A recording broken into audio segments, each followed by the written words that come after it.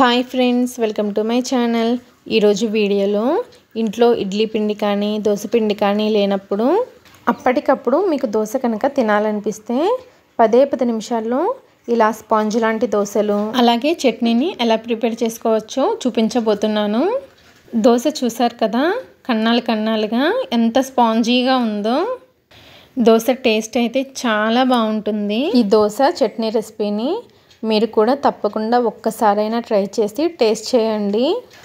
ఇక ఏమాత్రం లేట్ చేయకుండా ఈ స్పాంజ్ లాంటి దోశల్ని చట్నీని ఎలా ప్రిపేర్ చేసుకోవచ్చో వీడియోలోకి వెళ్ళి చూసేద్దాము.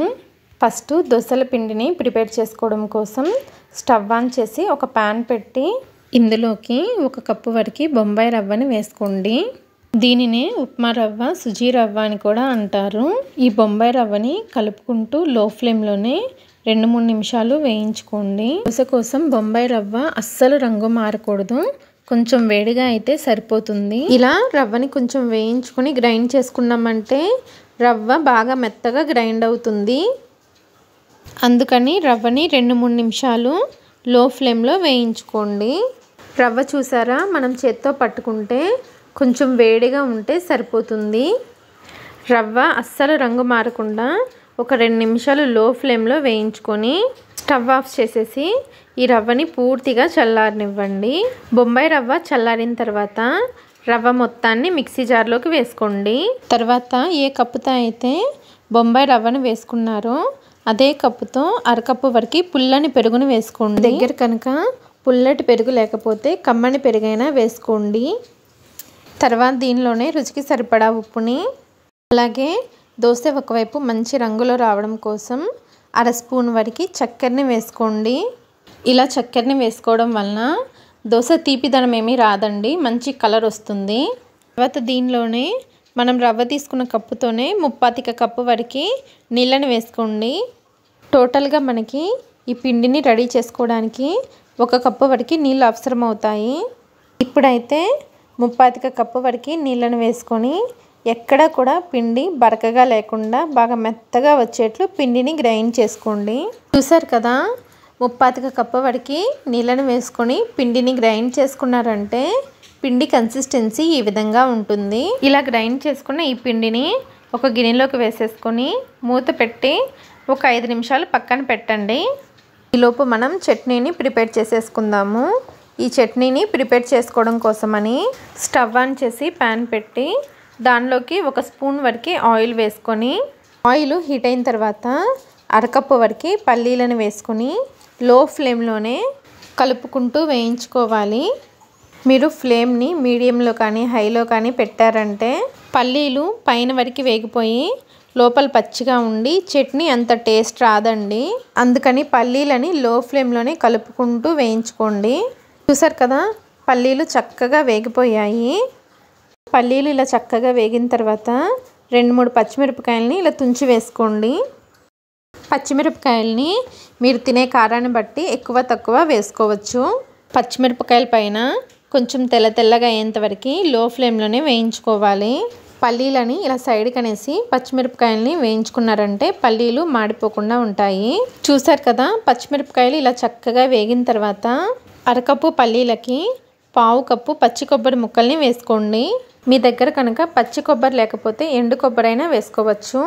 పచ్చి కొబ్బరి కనుక వేసుకున్నారంటే చట్నీ టేస్ట్ అనేది చాలా బాగుంటుందండి. తర్వాత దీనిలోనే పొట్టు తీసేసిన 3-4 వెల్లుల్లి రెబ్బలు, అలాగే కొద్దిగా చింతపండు వేసుకోండి. చింతపండు మరి ఎక్కువగా వేసుకోకూడదు. తర్వాత దీనిలోనే 1/2 టీ స్పూన్ వరకు జీలకర్రను కూడా వేసుకొని జస్ట్ ఒకసారి మొత్తం కలిపేసేసి వెంటనే స్టవ్ ఆఫ్ చేసేసేయండి. ఈ కొబ్బరిని ఫ్రై చేసుకోవాల్సిన అవసరం ఏమీ లేదు.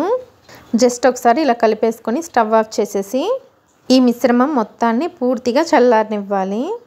పల్లీల మిశ్రమం పూర్తిగా చల్లారిన తర్వాత మిక్సీ జార్లోకి తీసుకొని దీనిలోకి రుచికి సరిపడా ఉప్పుని, అలాగే చట్నీని గ్రైండ్ చేసుకోవడం కోసం సరిపడిన నీళ్ళని కొద్దిగా వేసుకుంటూ చట్నీని కొంచెం బరకగా గ్రైండ్ చేసుకోండి. మరి మెత్తడి పేస్ట్లా కాకుండా కొంచెం బరకగా గ్రైండ్ చేసుకోండి. కొంచెం బరకగా గ్రైండ్ చేసుకుంటేనే టేస్ట్ బాగుంటుంది. ఇలా గ్రైండ్ చేసుకున్న తర్వాత ఈ చట్నీని ఒక గిన్నెలోకి తీసేసుకోండి. చట్నీకి తాలింపు వేసుకోవడం కోసమని స్టవ్ పైన తాలింపు గిన్నె పెట్టి దానిలోకి 1 లేదా 2 స్పూన్ల వరకు నూనెని వేసుకోండి. నూనె వేడైన తర్వాత దీనిలోకి 1/2 స్పూన్ ఆవాలు, 1/2 స్పూన్ మినపగుళ్ళు, 1/2 స్పూన్ పచ్చిశనగపప్పు, 1/2 స్పూన్ జీలకర్ర, ఈ 4 పోపు దినుసులు వేసుకొని వీటి మొత్తాన్ని లో ఫ్లేమ్లోనే ఫ్రై చేసుకోండి. పోపు దినుసులు ఇలా వేగిన తర్వాత దీనిలోకి 1 లేదా 2 ఎండుమిరపకాయలని ఇలా తుంచి వేసుకోండి. అలాగే 1 రెమ్మ వరకు కరివేపాకు వేసుకొని పోపుని లో ఫ్లేమ్లోనే వేయించుకొని ఈ పోపుని తీసుకొచ్చి మనం ముందుగా గ్రైండ్ చేసుకున్న ఈ చట్నీలో వేసుకొని కలిపేసుకోండి. ఇంతేనండి, చాలా టేస్టీగా ఉండే పల్లి కొబ్బరి చట్నీ రెడీ అయిపోయింది. మీరు ఈ చట్నీని దోశలోకే కాకుండా రెగ్యులర్గా ప్రిపేర్ చేసే ఏ బ్రేక్ఫాస్ట్లోకైనా సర్వ్ చేసుకోవచ్చు. మనకి చట్నీ అయితే రెడీ అయిపోయింది. 5 నిమిషాల తర్వాత పిండి పైన మూత తీసి చూపిస్తున్నాను, చూసారా? మనం గ్రైండ్ చేసుకున్నప్పటికంటే పిండి కొంచెం గట్టిపడి ఉంటుంది. మనకి దోశ స్పాంజీ లాగా రావాలంటే అప్పటికప్పుడు వేసుకుంటాం కాబట్టి 1 టీ స్పూన్ వరకు వంట సోడాని వేసుకోండి. వంట సోడా వేసుకున్న తర్వాత మిగిలిన పావు కప్పు నీళ్ళు ఉన్నాయి కదండి, వాటిని కొద్దిగా వేసుకుంటూ పిండి మొత్తాన్ని బాగా కలుపుకోవాలి. వంట సోడా ఎక్కడ కూడా పిండిలో కలవకుండా ఉండకూడదు, బాగా కలిసిపోవాలి. ఈ పిండిలో మొత్తం 1 కప్పు వరకు నీళ్ళని వేసుకున్నామండి. పిండిని కలిపిన తర్వాత చూపిస్తున్నాను, చూసారా?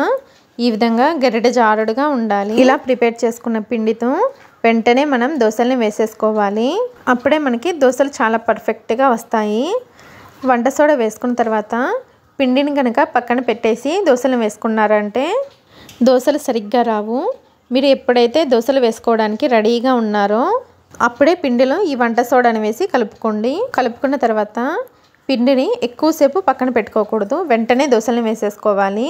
పిండి రెడీ అయిపోయింది కదా, ఇప్పుడు దోశలు వేసుకోవడానికి దోశల పెనాన్ని పెట్టి పెనాన్ని బాగా వేడి చేసుకోవాలి. పెనాన్ని హై ఫ్లేమ్లోనే బాగా వేడి చేసుకున్న తర్వాత మంటని హై ఫ్లేమ్లోనే ఉంచి మనం ప్రిపేర్ చేసిన దోశ పిండిని పెనం మధ్యలో 2 గరిటెల వరకు పోసుకోవాలి. పిండిని పోసుకున్న తర్వాత దోశని అస్సలు స్ప్రెడ్ చేయకూడదు. పిండి కన్సిస్టెన్సీకి దానంతట అదే స్ప్రెడ్ అయిపోతుంది. దోశ ఎంతవరకు స్ప్రెడ్ అవ్వాలో అంతవరకు స్ప్రెడ్ అయిన తర్వాత దోశ పైన హోల్స్ చూసారు కదా ఎంత చక్కగా వస్తున్నాయో. ఇలా కన్నాలుగా వస్తేనే దోశ చక్కగా స్పాంజీ లాగా వస్తుందన్నమాట. ఇలా దోశ పైన హోల్స్ వచ్చిన తర్వాత దీనిపైన మూత పెట్టేసి ఇప్పుడు మంటని మీడియం ఫ్లేమ్లో పెట్టి దోశని ఆవిరి మీద ఉడికించుకోండి. ఈ దోశ కోసమని చుక్క నూనె కూడా వేసుకోవాల్సిన అవసరం లేదు. చూసారు కదా, దోశ ఒకవైపు చక్కగా కాలి దోశ పైన తడి అంతా ఆరిపోయిన తర్వాత ఈ దోశని సర్వింగ్ ప్లేట్లోకి తీసేసుకోవడమే. చూసారు కదా దోశ ఎంత చక్కగా వచ్చిందో. ఈ దోశ అయితే స్పాంజీ లాగా చాలా బాగుందండి. ఇదే విధంగా మీకు ఎన్ని దోశలు కావాలంటే అన్ని దోశలను వేసుకోవచ్చు. ఇక్కడ నేను చూపించిన మెజర్మెంట్తో 6 నుండి 8 దోశల వరకు వస్తాయి. అంటే మీరు వేసుకునే దోశ సైజుని బట్టి 6 నుండి 8 దోశలు రెడీ అవుతాయి. పిండిని కలుపుకునేటప్పుడు పుల్లటి పెరుగు బదులు కమ్మటి పెరుగు వేసుకునే వాళ్ళు వంట సోడాని వేసుకున్నారు కదా, అప్పుడు 1 స్పూన్ వరకు నిమ్మరసాన్ని వేసుకొని పిండిని కలుపుకోండి. అప్పుడు కూడా దోశలు చాలా బాగా వస్తాయి. ఇదే విధంగా మీకు ఎన్ని దోశలు కావాలంటే అన్ని దోశలు వేసుకొని మనం ప్రిపేర్ చేసిన చట్నీతో సర్వ్ చేసుకోండి. ఈ దోశల టేస్ట్ అయితే చాలా బాగుంటుందండి. దోశల్లోకి ఈ చట్నీ కాంబినేషన్ అయితే సూపర్గా ఉంటుంది. ఈ దోశలు చట్నీ రెసిపీని మీరు కూడా తప్పకుండా ట్రై చేసి మీకు ఎలా వచ్చిందో మీ ఫీడ్బ్యాక్ని షేర్ చేయండి. వీడియో కనుక మీకు నచ్చినట్లయితే నా ఛానల్ని లైక్ చేసి షేర్ చేసి సబ్స్క్రైబ్ చేసుకోండి. మీ ఫ్రెండ్స్కి రిలేటివ్స్కి షేర్ చేయండి. Thanks for watching.